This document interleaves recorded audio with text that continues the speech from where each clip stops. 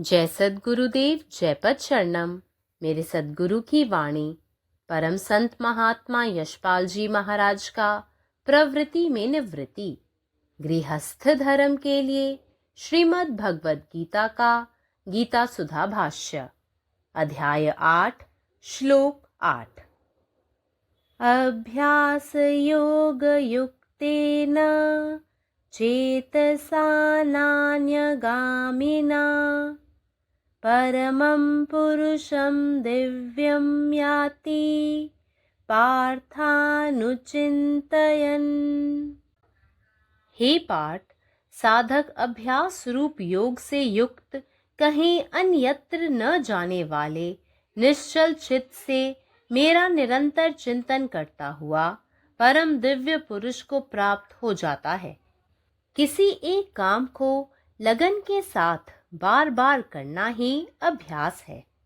अभ्यास से संस्कारों का संग्रह होता है और जब संस्कार परिपक्व हो जाते हैं तो आदत यानी स्वभाव बन जाता है। फिर वह काम स्वतः ही बिना प्रयास के ही बनने लगता है, परंतु सतत प्रयत्न की आवश्यकता है। शिव जी पर धीरे धीरे ही अभिषेक करना पड़ता है।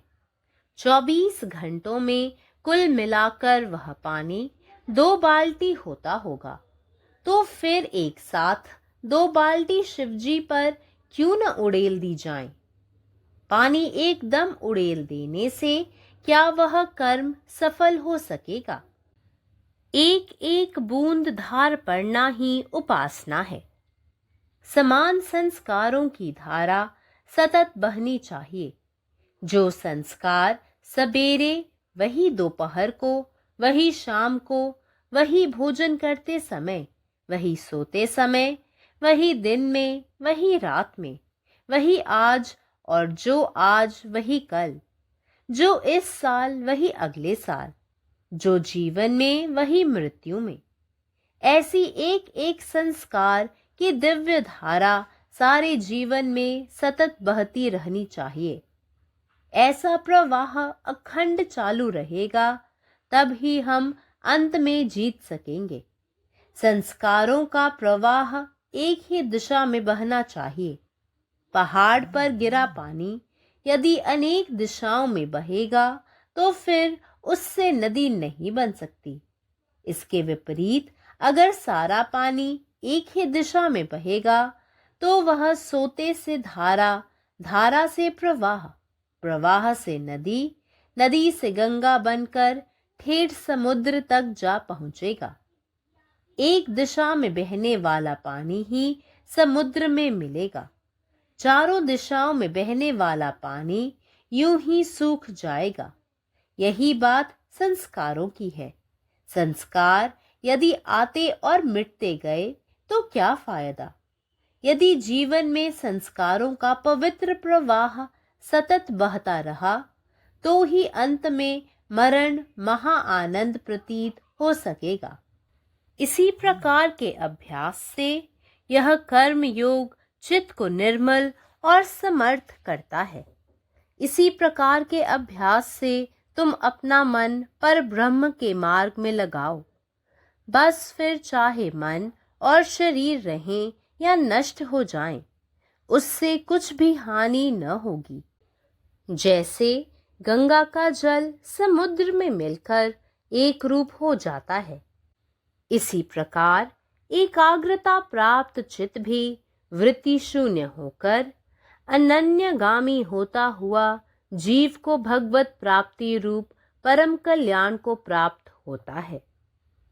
With the mind not moving towards any other thing, made steadfast by the method of habitual meditation, and constantly meditating, one goes to the Supreme Lord, resplendent, O son of Kunti. Abhyasa means practice. Practice is the constant repetition of an idea of God in an unbroken flow is called meditation. The most vital factor in this practice is regularity. Be regular in your meditation.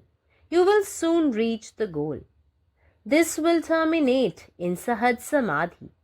The sadhak, with equanimity of mind, attains Paramatman or the Super Soul.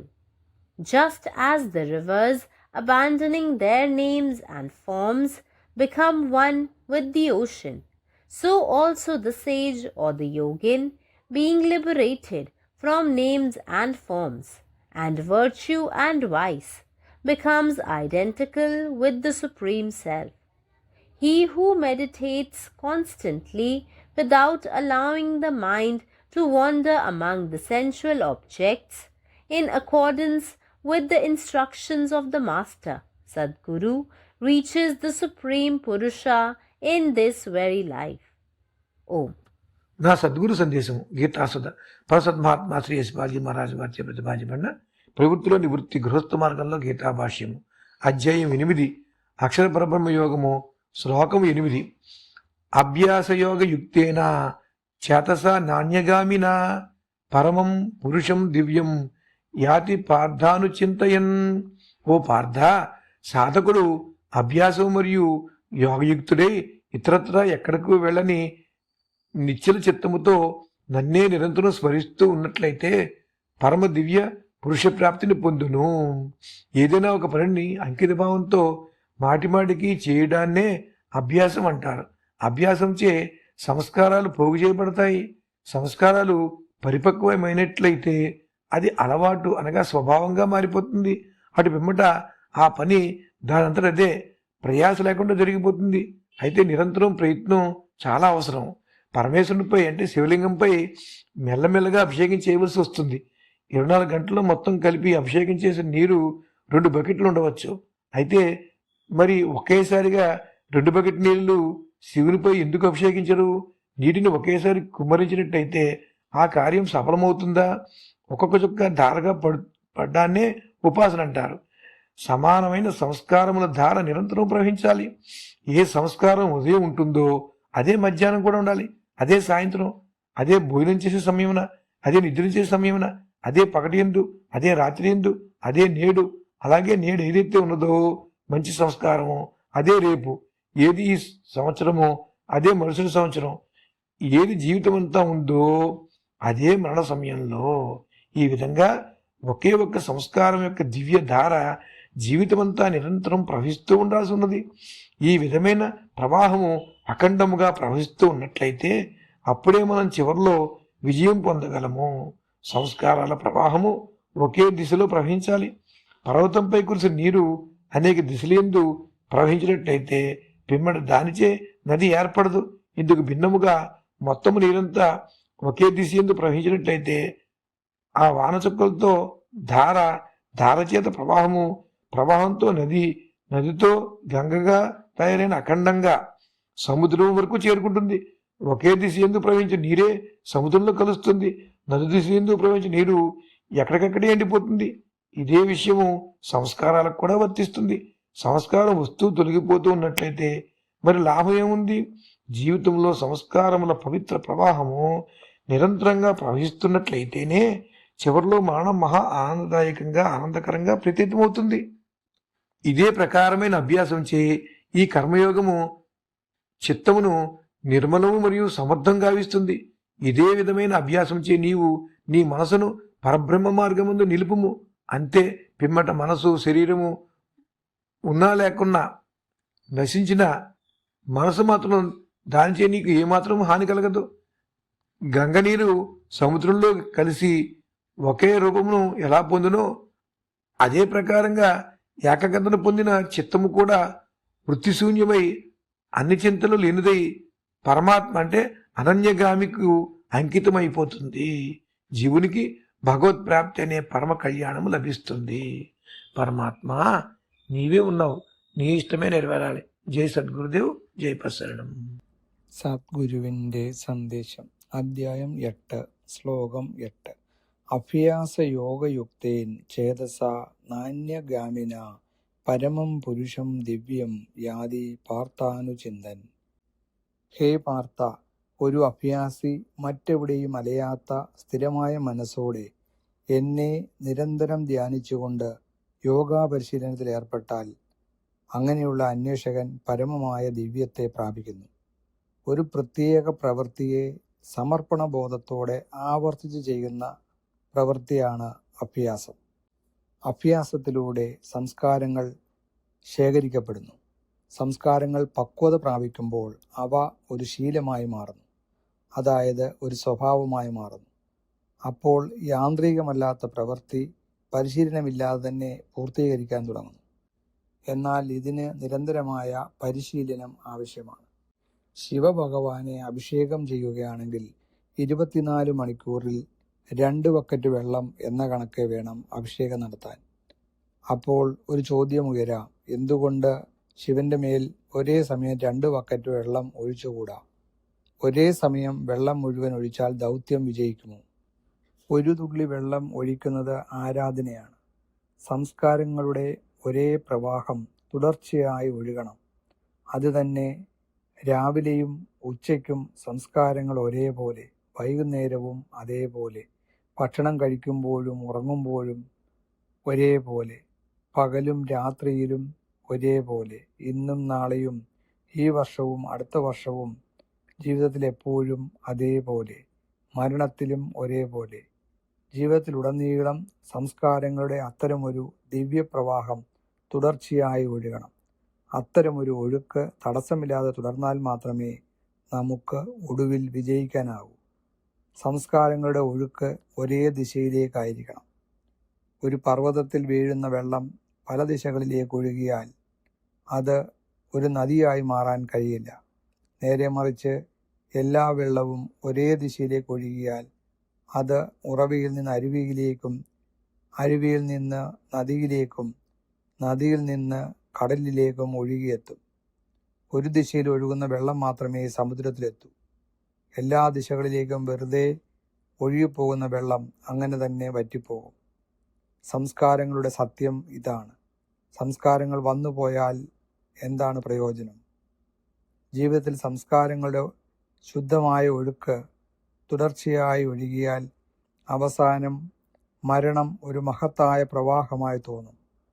അത്തരം പരിശീലനത്തിലൂടെ കർമ്മയോഗം മനസ്സിനെ ശുദ്ധീകരിക്കുകയും ശക്തിപ്പെടുത്തുകയും ചെയ്യുന്നു. അത്തരം പരിശീലനത്തിലൂടെ നിങ്ങളുടെ മനസ്സിനെ പരമാത്മാവിൻ്റെ പാതയിലേക്ക് നയിക്കണം. അപ്പോൾ മനസ്സും ശരീരവും നിലനിൽക്കുകയോ നശിക്കുകയോ ചെയ്താലും ഒരു ദോഷവും ഉണ്ടാവുന്നില്ല. ഗംഗാജലം സമുദ്രത്തിൽ ലയിച്ച് ഒന്നാകുന്നത് പോലെ ഏകാഗ്രത നേടിയ ശേഷം മനസ്സ് പ്രവണതകളിൽ നിന്ന് മുക്തമാവുകയും ഏകത്വത്തിൽ ഒന്നാവുകയും ആത്മാവ് ഈശ്വരനെ നേടുന്നതിൽ ആത്യന്തിക ക്ഷേമം നേടുകയും ചെയ്യുന്നു. പരമാത്മാവ് നീ തന്നെ, നിന്റെ ഇഷ്ടം പൂർണ്ണമാകട്ടെ. ജയ് സദ്ഗുരുദേവ്, ജയ് പതിശരണം. अभ्यास योग युक्तेन चेतसा नान्यगामिना परमं पुरुषं दिव्यं याति पार्थानुचिंतयन्। हे पार्थ, जे साधक अभ्यास रूप योग से युक्त भ क आन कतौ नहीं जाय वाला निश्चल चित्त सँ सदिखन हमर चिंतन करैत अछि, से परम दिव्य पुरुष के प्राप्त होइत अछि। कोनो एकटा काज के लगन सँ बेर बेर केनाइ अभ्यास कहल जाइत अछि। अभ्यास सँ संस्कार के संचय होइत अछि, आ जखन संस्कार परिपक्व भ जाइत अछि तखन ओ आदत माने स्वभाव बनि जाइत अछि। तखन ओ काज बिना विशेष प्रयास के स्वयं होमय लगैत अछि। मुदा एहि लेल निरंतर प्रयत्न के आवश्यकता जरूर रहैत अछि। शिव जी पर अभिषेक धीरे धीरे कयल जाइत अछि। 24 घंटा में कुल मिलाकर 2 बाल्टी जल चढ़ैत हैत, तऽ फेर एके बेर में 2 बाल्टी पानि कियाक नहि चढ़ा देल जाइत अछि? कि एहन केला सँ कर्म सफल भऽ सकैत अछि? नहि, एक एक बुनि के धार पड़नाइ उपासना अछि। समान संस्कार सबके धारा सदिखन बहैत रहबाक चाही। जे संस्कार भोरे हुए वह दुपहरिया में सेहो हुए, वह साँझ में, वह भोजन काल में, वह सूतक काल में। जे आइ सएह काल्हि, जे एहि बर्ख सएह अगिला बर्ख, जे जीवन में वह मृत्यु काल में। अहिना एक एक संस्कार के दिव्य धारा संपूर्ण जीवन में अविरल बहैत रहबाक चाही। एहन अखंड प्रवाह चलैत रहत तखने अंत में विजय संभव अछि। संस्कार सबके प्रवाह एके दिस रहबाक चाही। जेना पहाड़ पर खसल पानि जँ सब दिस बाँटि जाय तऽ ओ कखनो नदी नहि बनि सकैत अछि, मुदा जँ सबटा पानि एके दिस बहैत अछि तऽ ओ सोत बनैत अछि, सोतसँ धार, धारसँ प्रवाह, प्रवाहसँ नदी, आ नदीसँ गंगा बनि अंतमे समुद्र धरि पहुँचैत अछि। एके दिस बहयवला पानि समुद्रमे मिलैत अछि, चारू दिस बाँटल पानि बीचेमे सुखा जाइत अछि। एहन संस्कार सबके स्थिति अछि। जँ संस्कार आबैत आ मिटैत रहल तऽ कोनो लाभ नहि, मुदा जँ जीवनमे संस्कार सबके पवित्र प्रवाह निरंतर बहैत रहल तऽ अंतमे मृत्यु सेहो महाआनंदमय प्रतीत हैत। अहिना अभ्याससँ ई कर्मयोग चित्तके निर्मल आ समर्थ बनबैत अछि। एहि प्रकारके अभ्याससँ अहाँ अपन मौनके परब्रह्मके बाटमे लगाउ। फेर चाहे मौन आ शरीर रहय वा नष्ट भऽ जाय, एहिसँ कोनो हानि नहि हैत। जेना गंगाके जल समुद्रमे मिलकऽ एक रूप भऽ जाइत अछि, ओहिना एकाग्रचित्त सेहो वृत्ति शून्य भऽ कऽ आन कतहु नहि जा कऽ जीवके भगवत प्राप्ति रूप परम कल्याण धरि पहुँचा दैत अछि। जय गुरुदेव, जय पदशरणम। अध्याय 8, श्लोक 8। हे पार्थ, जो साधक साधनेच्या योगाने तल्लीन होऊन आपले मन इतरत्र कुठेही भटकू न देता माझे सतत चिंतन करतो, तो परम दिव्य शक्तीला प्राप्त करतो. साधना आणि अभ्यास म्हणजे एखादे विशिष्ट कार्य निष्ठेने वारंवार करणे. अभ्यास केल्याने संस्कार जमा होतात आणि जेव्हा संस्कार परिपक्व होतात तेव्हा ते सवय अशी तयार होते. म्हणजेच तो स्वभाव बनतो, सवयीमुळे स्वभाव बनतो. मग ते कार्य आपोआप प्रयत्नाशिवाय पूर्ण होऊ लागते. परंतु त्यासाठी सतत प्रयत्नांची आवश्यकता असते. शिवजीचा अभिषेक शंकराच्या पिंडीवर हळूहळू केला पाहिजे. 24 तासात आपण बघू एकूण 2-1 बादल्या पाणी होईल. मग शिवजीच्या पिंडीवर एकाच वेळी 2 बादल्या का ओतू नयेत? पाणी एकाच वेळी ओतल्यास कार्य यशस्वी होईल का? थेंब थेंब पाणी शिवजीच्या पिंडीवर ओतणे हीच पूजा आहे. पाण्याचा तोच प्रवाह. थेंब थेंब करून शिवजीच्या पिंडीवर ती धार पडत असते. संस्कार असेच अविरतपणे वाहत राहिले पाहिजेत. तेच संस्कार सकाळी, तेच संस्कार दुपारी, तेच संध्याकाळी, तेच जेवताना, तेच संस्कार झोपताना, तेच संस्कार दिवसा, तेच संस्कार रात्री, तेच संस्कार आज, तेच संस्कार उद्या, तेच संस्कार या वर्षी आणि तेच संस्कार पुढच्या वर्षी, तेच संस्कार जीवनानंतर, जीवनामध्ये आणि तेच संस्कार मृत्यूनंतर. असा दिव्य संस्काराचा प्रवाह आयुष्यभर अविरतपणे वाहत राहिला पाहिजे. जर असा प्रवाह अखंडपणे चालू राहिला तरच आपण अंतिम क्षणी विजयी होऊ. संस्काराचा प्रवाह एकाच दिशेने वाहिला पाहिजे. पर्वतावर पडणारे पाणी जर अनेक दिशांना वाहत गेले तर त्याची नदी होऊ शकेल का? या उलट जर सर्व पाणी एकाच दिशेने वाहत राहिले तर ते झऱ्यापासून ओढ्याकडे, मग ओढ्यापासून मोठ्या ओढ्याकडे आणि मग मोठ्या ओढ्यापासून नदीमध्ये त्याचे रूपांतर होते आणि तीच नदी मग गंगेकडे आणि मग समुद्रात जाऊन मिळते. केवळ एकाच दिशेने वाहणारे पाणी अशा प्रकारे समुद्रापर्यंत पोचते आणि सर्व दिशांना वाहणारे पाणी केवळ यात आटून जाते किंवा गढूळ होऊन जाईल. हेच संस्कारांचे सत्य आहे. जर संस्कार येत राहिले आणि जात राहिले तर त्याचा काय फायदा? जर शुद्ध प्रवाह, संस्कारांचा प्रवाह याच जीवनात अविरतपणे सुरूच राहिला तरच अंतिमतः मृत्यूच्या क्षणी एक महान आनंद होईल, कारण ते संस्कार मृत्यूच्या क्षणी जिवंत राहतील. अशा अभ्यासाने हा कर्मयोग मनाला शुद्ध आणि सशक्त करतो. अशा अभ्यासाने आपले मन परमेश्वराच्या मार्गाकडे वळवा आणि मग मन, शरीर राहो अथवा नष्ट हो, त्याचा काहीही परिणाम होणार नाही. ज्याप्रमाणे गंगेचे पाणी समुद्रात विलीन होऊन एकरूप होते, त्याचप्रमाणे एकाग्रतेने प्राप्त केलेले मन प्रवृत्तीपासून मुक्त होऊन एकाग्र होते आणि आत्म्याला ईश्वर प्राप्तीचे अंतिम कल्याण प्राप्त होते. मनाला इतर कशाकडेही न वळवता नित्य ध्यानाच्या सवयीने स्थिर करून आणि सतत ध्यान करत राहिल्याने हे कुंतीपुत्रा, मनुष्य तेजस्वी परमेश्वराकडे जातो. अभ्यास म्हणजे सराव. सराव म्हणजे ईश्वराच्या एकाच विचाराची अखंड प्रवाहात सतत पुनरावृत्ती करणे. यालाच ध्यान असे म्हणतात. या अभ्यासातील सर्वात महत्त्वाचा घटक म्हणजे नियमितता, ज्याला आपण डिसिप्लिन असे म्हणतो. आपल्या ध्यानात नियमितपणे राहू द्या. तुम्ही लवकरच ध्येय गाठाल. ध्येय याची सांगता सहज समाधीत होईल. साधक मनाच्या समभावाने परमात्मा किंवा परमात्म्याला प्राप्त करतो. ज्याप्रमाणे नदी आपली नाव आणि रूप सोडून सागरामध्ये विलीन होतात, ज्याप्रमाणे नदी आपली नाव, त्याचे नाम असतं गंगा, नर्मदा, गोदावरी, आणि आपले रूप सोडून सागरात विलीन होतात, त्याचप्रमाणे ऋषी किंवा योगी आपले रूप, पुण्य आणि दुर्गुण यापासून मुक्त होऊन परमात्म्याशी एकरूप होतो. जो सद्गुरूंच्या नियमानुसार किंवा निर्देशानुसार त्यांनी सांगितल्याप्रमाणे मनाला इंद्रियजन्य वस्तूमध्ये भटकू न देता सतत ध्यानात मग्न राहतो, तोच या जन्मात परमपुरुषाला प्राप्त करतो. जय गुरुदेव.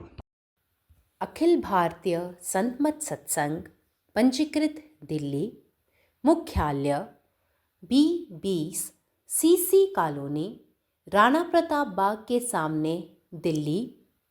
सत्संग आश्रम संत यशरूप तपोभूमि परिसर, अनंगपुर, जिला फरीदाबाद, हरियाणा.